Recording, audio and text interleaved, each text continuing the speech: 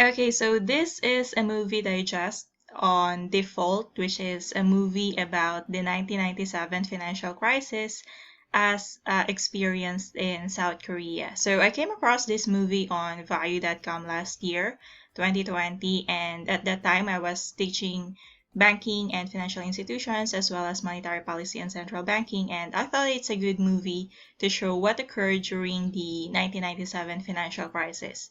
Okay, so now this video will have three parts. First is the movie summary. Second is the discussion of the issues or the digest of issues presented in the movie. And then we have the conclusions. Okay, so probably I'll divide this video into two parts. So we have the movie summary plus first half of the discussions of the issues. And then the second part of the video would be the continuation of the issue discussions and then the conclusion. Okay, so for the first part we have the movie summary. Okay, so in the movie there are three main characters. First is Han Seon. So she's the head of the monetary policy of Bank of Korea. Okay, BOK. So it is the central bank of South Korea, and at that time the few weeks or few months leading to the 1997 financial crisis or the eventual bankruptcy of their country, she started, seeing signs of what's going on, and she did what she needs to do. Okay, so they conducted research, they did investigations, and then they checked the banks and found out what's going on and what's going to happen next. Okay, so her team made a report and shared it with the authorities, the higher ups in the government. So you have the Minister of Finance, which I believe reports to the president, right?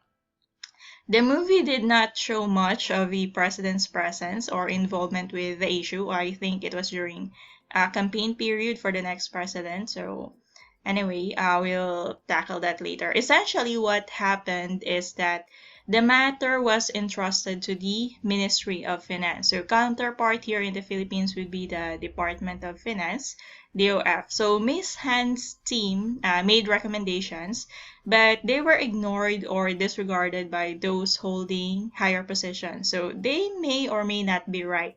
Who knows?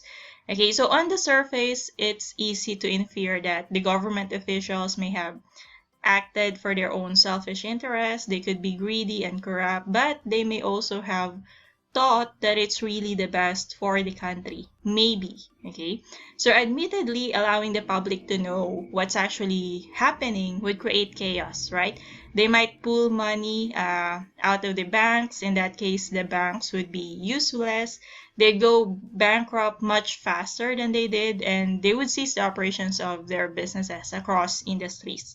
Employment would drop, commodity prices would go sky high, inflation would go further up, and then spending would slow down, right?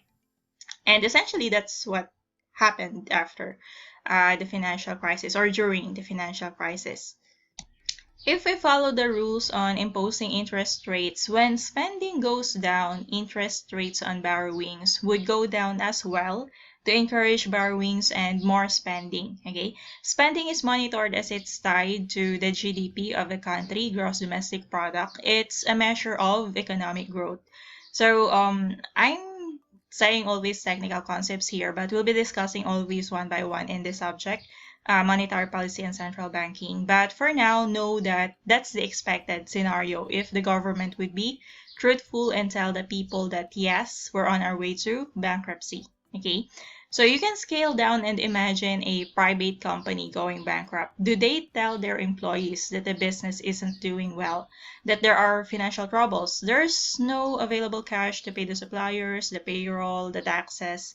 So imagine that, and then the expected reaction from the employees, suppliers, creditors, and even customers of the company would be your basis of what it's going to be like on a national level. Okay. During the IMF negotiations, Ms. Han's gender was brought up. They said women are too emotional to get involved in the decision-making process. So the movie touched a bit on gender discrimination, although it's not bad as the others, where women are not even allowed to hold high positions in the government. still it's bad, right? So her recommendations were ignored and the country suffered through the crisis. What I liked about her character as portrayed in the movie is that she didn't exactly give up. She continued to watch, to observe the economy, and she's once again ready to make her voice known if things get ugly, right? Decades later, when things seem to be going downhill again, she was sought for her analyses, observations, and recommendations. So it's easy to give up, to think that it's extremely hard to fight against powerful people, the wealthy people, against a culture of corruption. But even so, just like Miss Han, we should try our best to do the right thing. Okay. Second character that we have is Yoon Jong Hak. So I find Yoo In as a great actor. Anyway, his character is a financial analyst, a financial consultant. So he understands the things that are going on and the possible reasons why. Okay. He's very conscious of what's going on. He listens. He observes the evidences, the facts that are available. Those made it possible for him to make wise decisions on his own. Okay. So he wasn't manipulated by the media reports, by the statements released by the government. He knew they were lying because the events on the community level are there for him to see, for him to witness. He did try to share his knowledge and wisdom to others, but only a couple believed in him. Maybe they didn't actually. They still took a risk. They took a gamble on him and his claims. So majority of the people who went to see his presentation, they all believe that there's no way the country is going bankrupt. They have their reasons for believing that it has never happened before and there's no way it's going to happen now, is what they were thinking. A whole nation with people paying taxes, with its own resources, they're thinking no way, right? And normally that's what all of us would think in that situation. If we hear someone saying those things, maybe we wouldn't believe him as well, right? So that's what happened in the movie. Regulation wise, the government messed up. That's how they discouraged foreign investments, and that's how their currency became weak. Okay, they were trying to put up a good front, but they were spending too much to keep that up. If you want an analogy, it's like a poor person portraying himself as a rich individual. And as he does, he kept spending money that he doesn't have. He goes into a lot of debt to spend on luxury items, luxury activities, to treat others to more luxury. So he spent money that he borrowed, money that he needs to pay back. He spent it all until he has nothing. So right until that moment, the people around him thought he's really a wealthy person, but he's not. He went bankrupt. So he does feel that, it's worth it. He lived in luxury even for a short time. He bragged, he was looked up to. People praised him, people were envious of him. For a short time of fame, he risked his own financial situation. So in a way, that's how the situation of the country was. They just I think it was a time that they have been approved to be a member of a certain organization or membership, which proves that their economy is doing well. But in a way, it somehow has gotten into their heads, and they kept spending, on certain investments, maybe national investments or whatnot. Okay. So it was the same for a nation. What nation would be pleased to be portrayed as a poor nation? So every citizen has a sense of patriotism one way or another. No one badmouths my country. No one badmouths our nationality. Pride, we are proud, something like that. Okay. So going back to Yoo In's character, he did well in predicting what would happen. His years of experience probably helped. He'd seen things, he knew what's normal and what's not. The situation is inevitable and it's going to happen. It's only a matter of when. So there's nothing he can do to change that, but he inferred what the government might do and he took advantage of that. Is he bad? Not exactly. He just, did what he could so that he would not be in a dire situation just like the rest. He used his knowledge to make his situation better, right? He sought investors, so with their money he invested in dollars, they bought real estate properties, they profited a good amount of money. But even so, we've seen there's a particular scene. He wasn't really happy with the overall situation. He might have profited, but he still showed concern for the others. If only these people knew what's gonna happen, they could have prepared for it as well, just like he did. Okay? The most you can do at that point is to not celebrate while others are suffering. So, analogy again, celebrities who are throwing parties left and right when most of us are in quarantine and following health protocols. So, Mr. Yun's character is empathetic. He could feel the pain of the others. He did try to convince many to prepare for it, but they didn't believe him. So that was sad for him. So at this point, one of the lessons is to be aware of what's happening. You yourself should know and understand. The media could report things according to what those in government positions wanted, but we should be able to fact check. We should analyze what they're saying, what they're reporting, and call out any bullshit that they're spreading. Okay, we should question, does it make sense? Are what they're saying coherent, reasonable, logical? We should be able to tell, okay, to discern, are they telling the truth? Are those based on facts? Or are they fake news? Are they lies? Okay? So we shouldn't believe anything they say. We should be critical, but we shouldn't always think that they're lying, okay? They could be telling the truth. Okay, so let's not be too stubborn on that regard. There are people who would always criticize and oppose the government or certain officials, but we should try to understand the situation on our own. Again, is it reasonable? Does it make sense? Is it logical? Or is it obviously made up? You search for the answer. Okay, third character, we have Gapsu. He represents the millions of ordinary people who suffered through the crisis. An established department store issued a promissory note as down payment for a sales contract. Gapsu is a factory owner. They make metal bowls, and the contract would allow them to sell the bowls in the department store. At that time, promissory notes are acceptable as medium of exchange. Okay, it's like an issued check, but against a borrowing instead of deposits. The department store probably has an approved credit line with a bank which allowed them to issue promissory notes. So if the economy was doing well, then there's no problem. The note would be honored and exchanged for money. The problem is that the economy wasn't doing well, the department store isn't doing well, and it went bankrupt. Most financial institutions started going under, including banks. Especially merchant banks. Merchant banks dealt with businesses at that time, okay? Gapsu, thinking the note would be honored, continued the operation of his factory. They produce the metal bowls. He has employees. They have supplier of materials to make the bowls. When the note was rendered useless, he's faced with the problem of paying off the suppliers and then his workers. The payroll got delayed, okay? His partner went to borrow from other sources. He's thinking of selling their house. Later on, as he looked around, he realized that many others were experiencing the same thing. It was a very difficult time. So, trigger warning, there were people who considered suicide and those who actually went through with it. It was a sad time. Many were desperate, many were feeling helpless, cornered. Many were already sinking in too much debt, and the questions go, how do we pay it off? Can the business continue? Where can I work? How much can I earn if I work instead? How much can I borrow? How do I pay off the existing debts? How am I going to support myself and my family? How are we going to eat? How are we going to send our kids to school? How we can ensure our future? Those were their concerns, okay, back then. So there are a lot of concerns. It is only at this point that they realize how unsuspecting they have been. They had no clue what's going on. They believe everything the media said, the government said, every statement the government issued that everything is all right. They believe those, okay? Admittedly, ordinary citizens are normally not aware, not knowledgeable on economic issues.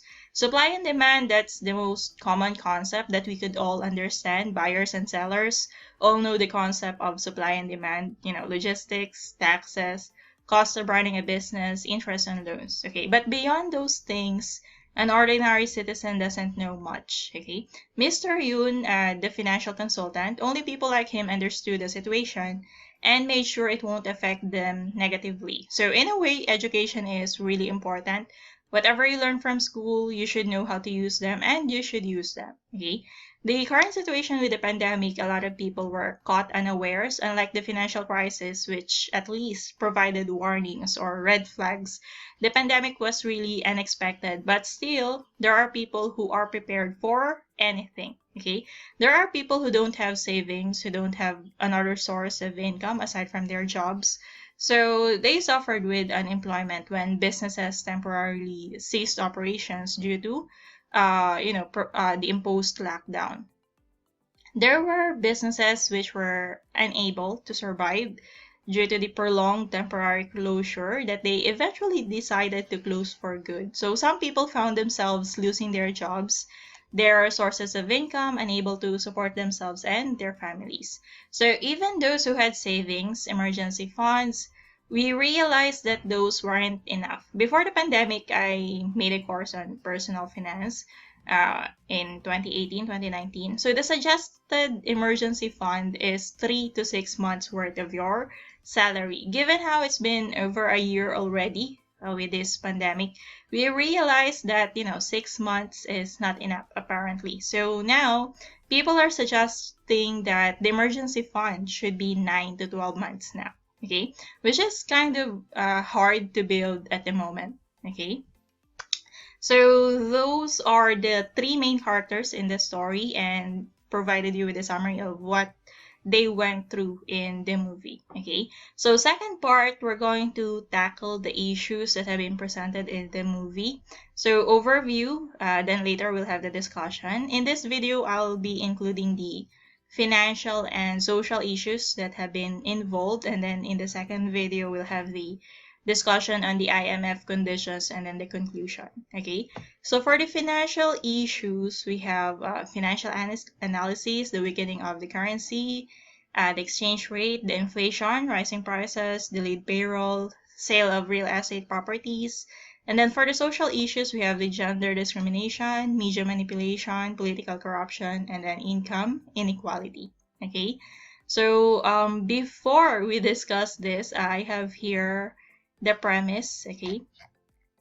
So premise, economics is complicated. If we go by the definition from Investopedia, economics is a social science concerned with the production, distribution, and consumption of goods and services.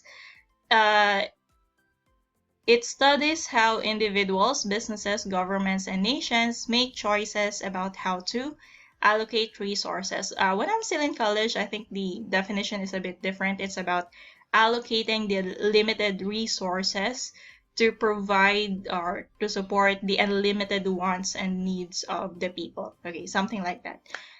Okay, so continuing, so you see a lot of factors affect the economy as a whole, okay? So we have individuals, their spending habits, their financial behaviors, and then we have businesses, so they have revenues and expenses, right? They contribute to employment, they contribute to the community, and then there are questions, are they doing well or not? Are they wasting resources? Are they complying with laws and regulations?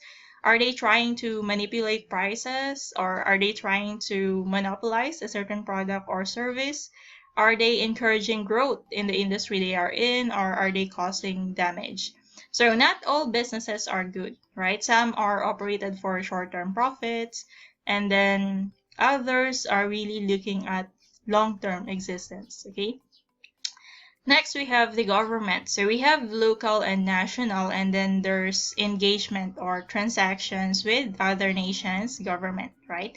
What factors can affect the economy? So we have good officials, we have selfish officials, we have greedy and corrupt bastards. So there are also apathetic and lazy government officials. So a complete waste of people's taxes. I think we should learn to highlight both good and bad politicians, remember who to support next time and who we shouldn't vote for in the next election, okay? So there's a lot that plays a role in the performance of the economy as a whole, okay? Next, we have nations. Our country does interact with other countries, so international trade. We have Philippine companies with branches in other countries. We have a lot of Filipinos working in other countries, and they bring in money to the country through remittances to their families. Okay. Also, there's import and export of products and services as well. So there are foreign companies operating within our territory. Not to mention e-commerce, where there's a ton of online transactions between residents of various countries. Okay, so depending on the actions individually or collectively of these players, the economy can move into any direction. Okay, good, growth, development, or bad, inflation, recession, depression, financial crisis. Okay, so in this subject, I want you to understand that it's not really easy. It's not black and white. It's not a simple concept of supply and demand. There's a lot that could affect the economy as a whole. Okay, so let's go now to the discussion. So first we have the financial issues. Again, financial issues. Here we see how important it is to have knowledge about finance, financial management, and to be aware of how the economy works. To be able to look at financial statements or financial reports of the government and private companies to get an idea of what's currently happening in our country. So we have to have that knowledge. Okay. Actually, our nation's financial reports are available online through the COA website, Commission on Audit. So it's a mandate that government agencies' financial reports be made available to the public so we know exactly where our money is going. So each Filipino contributes to the fund that's running our government. Just buy something with an official receipt and you're paying tax, right? Support local businesses and you're helping them to continue operating and providing employment to the community. Okay. During the financial crisis, how did Mr. Yoon notice it? How did Miss Han realize it's happening soon? So we've seen in the movie there's weakening exchange rates. Each day it goes up. And then also there's rising prices of commodities. Companies report delays in the payment of salaries. Gapsu, he delayed in the payment of his workers. And then there's the inability to pay credit when they are due. Okay, so they haven't paid their supplier yet, Gapsu and his business. And then also there's the sale of properties. People who are experiencing financial troubles, they couldn't pay for their daily needs. They couldn't pay for their children's education. They couldn't pay for their workers or for their business. So they turned to selling the properties that they have so that they can have the money. Okay. So there were a lot of news about sales of properties. And then also people are losing their jobs because businesses are having a hard time keeping up with the financial needs of their businesses. So there are some that have decided to stop their operation. So the workers that are working there, so they've lost their jobs, right? With internet and social media nowadays, so these things are easier to spot as well, okay? When Miss Han reported to the Ministry of Finance, it only took 1 week, I think, and they're bankrupt already. It's not exactly abrupt or sudden. It was actually gradual, but during the gradual process, they all turned a blind eye and thought it's, nothing to worry about. It's only temporary. Things will be right in the world again. So that's ignorance, false sense of security, just because it's a nation. False confidence or utter incompetence, or could be total selfishness as well. So who knows? So kayo na mga students pa lang, understand that having knowledge would allow you to react appropriately to such situations as long as you know how and when to apply the knowledge that you learn from your classes. So as much as possible, don't let it be about grades or simply complying with the requirements for you to earn your degree. What's important is that you learn and understand the content, especially the somewhat, technical concepts in these subjects. Okay, so back to business. When it comes to financial troubles for every company, only the management personnel are aware of its financial situation. Though the general public can access the financial statements of registered partnerships and corporations with the SEC, those are only general financial statements and do not exactly provide us with the actual financial situation of the company. So when there's financial trouble, normally only the top managers are aware of what's going on. They don't spread it around to avoid further problems. If the information gets out, the employees or workers would be bothered. They won't be able to focus on their work. They might start considering looking for a new job. The company operations would be neglected, and that is bound to change a bad situation to a worse one. Okay? While they keep it as a secret, they could find ways to resolve the situation. No disrupting of the normal operations, and people need not know that something like that happened even after things get better. Okay? On the other hand, if they cannot resolve it, then everyone would be in for a surprise. The employees would lose their jobs, the suppliers won't be paid anytime soon, the customers who rely on the company to provide a service or goods would be, left hanging and scrambling to look for another provider. So the company would close down. That's normally how it happens, okay?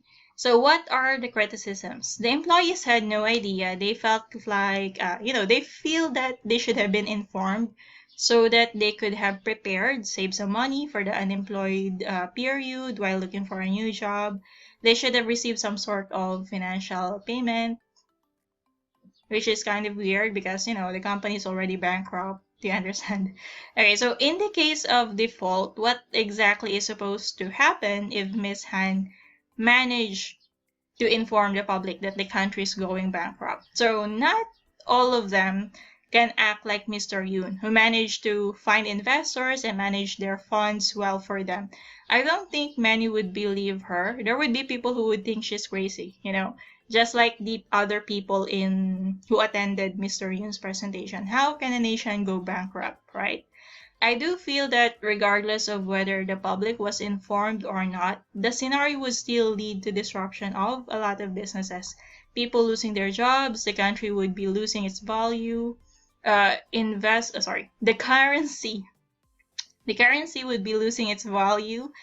Investors would pull out, businesses would close down. Okay, so take COVID for example. A lot of people think it's a conspiracy. There are people who do not obey health protocols because they believe it isn't real. So here's what's real. I do not like how the media do not emphasize the truth about COVID, which is why people don't like to believe them. Okay, yes, COVID is not as fatal to about 80% of infected cases. Only around 20% are serious cases, those needing to be hospitalized and cared for by our medical professionals, right? Of the total infections, only around 2 to 5% lead to actual deaths, okay?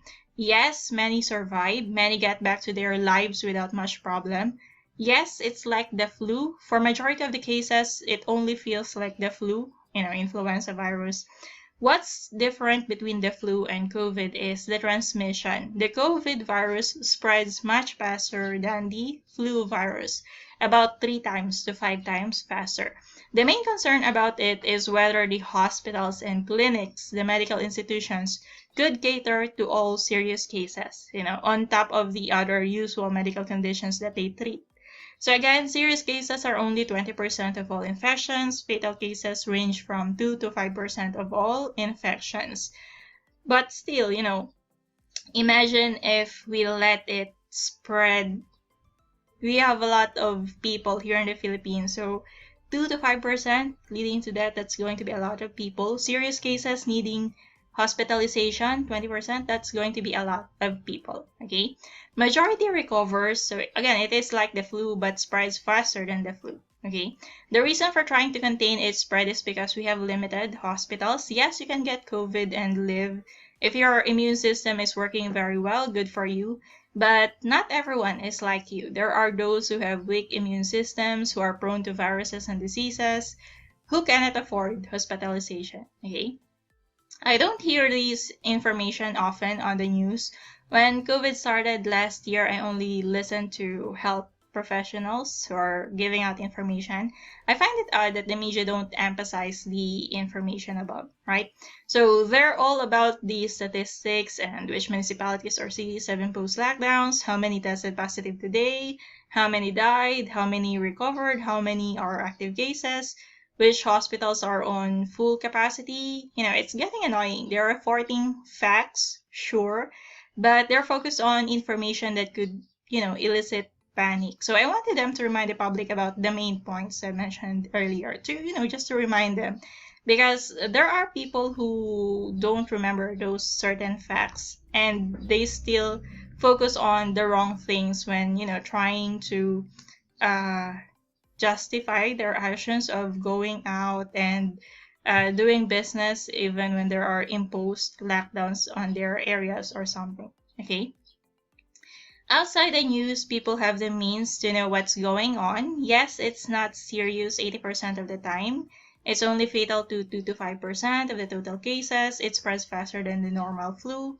It feels like normal flu to cases that are not serious. So the lack of complete information causes people to doubt or disbelieve what the news are saying. You would see people trying to convince others that COVID isn't real, and they're encouraging others to ignore health protocol. So, that's bad and sad, right?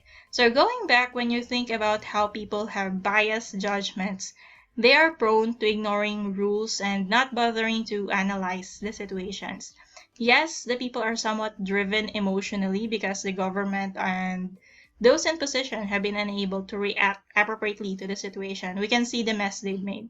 In a way, you can't exactly blame the people for wanting to get out and earn a living. They needed to work and, earn to survive. So it's a mess. Not everyone was prepared for it. Did anyone know there will be a virus? No, who knows?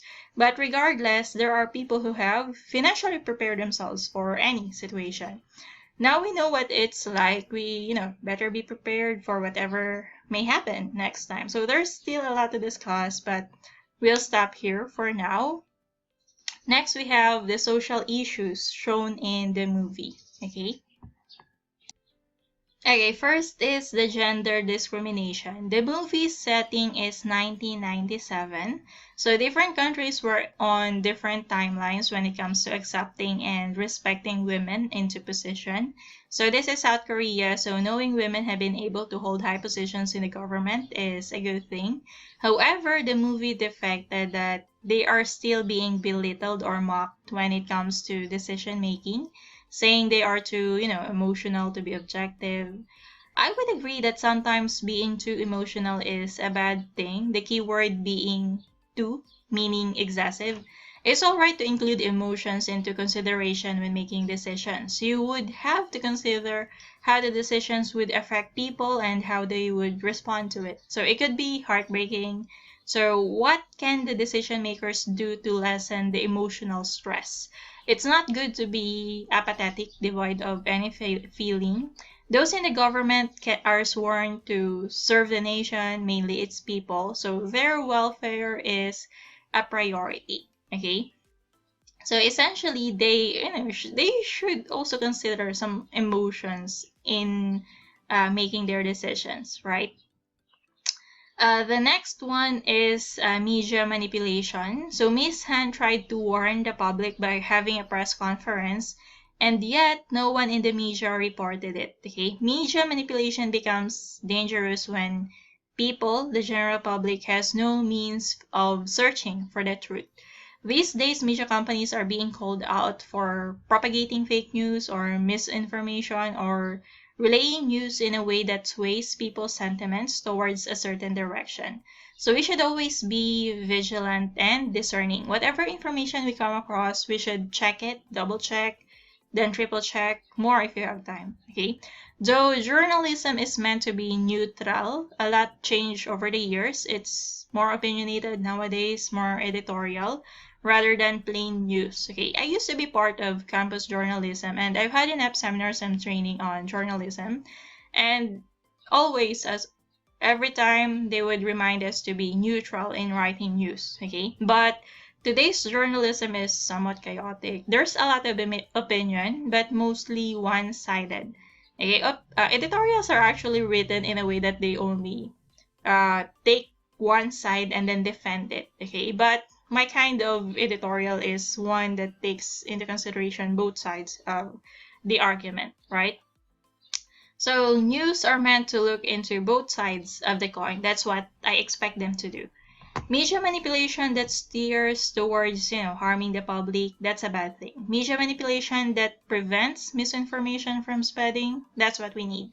So manipulation in itself is not a bad word. It can connote both good and bad depending on how it's used, okay?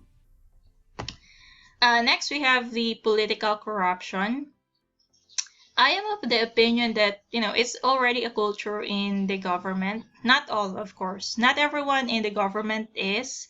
There are still those who try to be of service to the Filipino people to the best of their abilities. It's frustrating and discouraging when acts of corruption are made public, right? People lose their trust in the government. Aside from the corruption of funds, there's also incompetence. It's a form of corruption when a person holds a position in the government and is being paid with the people's taxes, right? But they do a bad job. Incompetence. They mess up and they don't even acknowledge their shortcomings. Some give out, excuses that makes us think they are too dumb and undeserving of being in those positions, okay? On the other side, even though we get frustrated, not everyone is daring enough to work in the government and try to change the way things are done. So there are those who complain a lot but, have no suggestions to make. There are those who make suggestions but couldn't provide the framework on how it's going to be implemented. First, or one, there's, resistance to change. There are a lot of improvements that can be done in any department of the government, but change requires effort, collective effort. So there's a lot to do in the beginning of a change that, not many are willing to make sacrifices. So admittedly, running a nation is, a difficult thing to do. Let's acknowledge that. Have you experienced managing a small team of, 5 people, group projects, 10 people? You would know how exhausting and frustrating it could be, especially when each of them is different from all the others. You have helpful ones, and then you have those that do not care. Okay, they let you all they let the others do the work and they do nothing. Okay, so the differences account for the difficulty of achieving unity. Unity is what makes things easier to execute something. So of course there is respect as well and mutual objectives, right? Diversification is good, but behind the differences there should be a common ground, a common goal or common objective that would allow everyone to work together to achieve them. So going back to political corruption, how do you suppose we end such a thing? It's a complicated matter.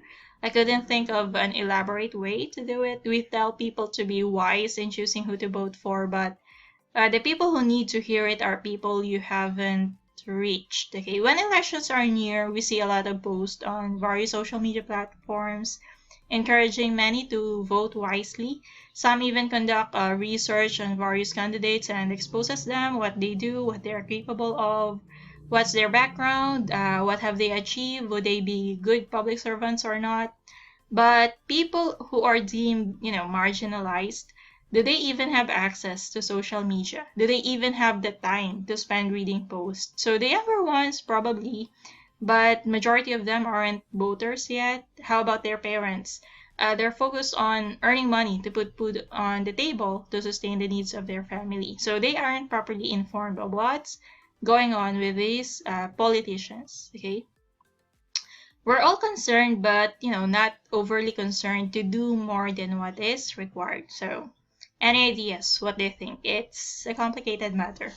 So to everyone who is working in the government and to everyone planning to work in the government, please be reminded of your sworn duties. You took an oath to serve the people. It's the people's money that's paying you, so please serve them well, not the politicians, okay? Don't be selfish. Don't just do the minimum while waiting for payroll. Contribute to the change, or at least be a gatekeeper. Don't participate in the messy activities of others. So going back to the movie, Political Corruption, it's not exactly wrong to prevent the public from knowing and causing more chaos, but they shouldn't have allowed the events to lead up to that point. They should have handled the issues of, Kia Motors, Hanbo Corporation properly. They should have regulated the financial institutions properly. They should have initiated improvements on the financial system. I'm sure they are aware of the loopholes or the weaknesses in the system, and yet they didn't do anything. Again, change faces resistance. They waited for the problems to crop up, and at that point, it was a little late already to resolve them. Okay? So please, to everyone in the government, we ask that you do your work properly. Do it with care for the nation and for the people, not only for your selfish interest. If you're only there for your own interest, enabling the corruption of others, or participating in the corruption yourselves, becoming incompetent and negligent of your duties, please just resign. Okay, don't waste the people's money on you. Let someone else serve the people, one who actually cares and daring enough to work at a government office. Alright, next we have income inequality. Okay, personally, I didn't see this much in the movie. It's only when I read the reviews that I was reminded of certain scenes. So, kumbaga, to me, it's already a reality that there are really wealthy people and poor people and those in between, okay? There are a lot of factors that could explain why people are earning different amounts of money. First, you have supply and demand, again, skills, education, certifications, experience, ability to negotiate. So, do they badly need you or can they easily find a replacement? Do you ask for your salary rate? Can you negotiate or do you simply accept what they offer? So do you make a counter offer? Can you justify the rate you're demanding? Can you back it up with skills, competence, education, certification, or experience? In a company, it's normal for founders or owners to earn more than the regular employees. Okay, they took the risk, they labored from the very beginning, hardships that the current employees probably haven't witnessed. So I've asked this in an essay before, and I've had students who actually question the higher rates that they get. Okay, some haven't considered what they went through before getting the company stable and successful. Okay, now we go to unreasonable income differences. So through sheer connection, some people were able to get jobs that they aren't deserving of. They hold positions and they're paid a lot of money to do, but they do nothing much, okay? Some even mess up and make blunders, right? So please, if you're being paid to work, do the job properly. So next we have the confidentiality of rates. You're not supposed to know how much your co-worker is earning, but you guys talk about it among yourselves. Again, there are various factors at play. His is higher than yours. Maybe he negotiated and you didn't. Maybe he's got an extra diploma and you don't. Maybe he's got a few more years of experience than you. So those call for merits, right? Higher rate, even if the two of you essentially do the same thing. So as for the effect of a financial crisis, the rich are in a better position. The poor lose their jobs. They don't have much savings. They don't have much assets or properties to their name. They scramble to get employed or anyway to earn a living. So they endure, they suffer. As for the rich, when the valuation of properties go down, they have the excess money to invest and acquire them. So they could even buy out failing businesses that still have potential should they be given the capital to continue. So Mr. Yoon in the movie was prepared and he knew what to do. He did try sharing that knowledge with others, but they didn't believe him. So he profited from a dire situation, okay, unlike the others who lost so much, okay. So with the weakening currency, they bought a lot of dollars. And then with the falling prices of real estate properties, they bought a lot of those, right? Okay, lastly, we have, for the social issues, we have patriotism. So at the end of the movie, there were statements detailing what happened to the nation afterwards. What was notable there is the fact that South Koreans donated their gold to increase the country's reserves and somehow helped the economy to recover. So many people were already suffering, but they still gave what they can, okay? If that were to happen here in the Philippines, would we donate so much to our government? In our country, many people are reluctant to give the government money because of corruption. They are afraid that the money would only go into the pockets of alligators, corrupt politicians, instead of the intended beneficiaries. In SK, they have this culture of donating money to the needy, and they live simply, especially the celebrities. Whenever there's a situation that needs funds, they quietly donate. Some are made public by their companies for publicity purposes, but many donates in secret, right? So sadly, we don't have that kind of culture here. Whenever someone asks for help for donation, the initial reaction is doubt, skepticism. Are they really going to use it for charity, or are they going to pocket the money? So, we've become so doubtful over the years that we are very reluctant to give. Even for legit organizations that are already helping the needy, when they ask for donations or funding, not many people give, so it's a sad reality. So how do we turn that around? That's a question. All right. So those are the social issues we've seen from the movie. I'm going to stop the video here. And then the next part, we would be talking about the IMF conditions, and we're going to look into those things, right?